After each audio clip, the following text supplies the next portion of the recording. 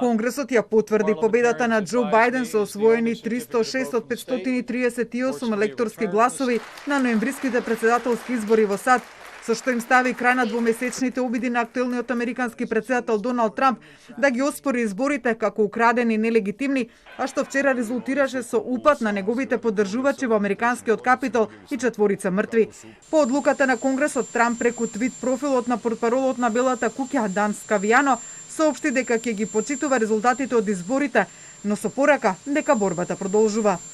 Иако целосно не се согласувам со исходот од изборите и фактите ме поддржуваат, сепак ќе има уредна транзиција на 20 јануари. Од секогаш сум велел дека ќе ја продолжиме нашата борба за да се обезбеди само броење на легални гласови. Иако ова представува крај на најголемиот прв мандат во претседателската историја, тоа е само почеток на нашата борба да ја направиме Америка повторно голема. Инаку Трамп мораше да користи туги твит профили за да ги испраќа своите пораки, откако синоќа Твитер и Фејсбук времено му ги блокираа профилите, од кои тој им испраќаше пораки на толпата која упадна во Капитол, а за кои двете социјални мрежи соопштија дека е направена тешка повреда на нивните правила. Објавата на Трамп беше испратена само неколку минути откако победата на Бајден беше потврдена во 4 часот утрото на заедничка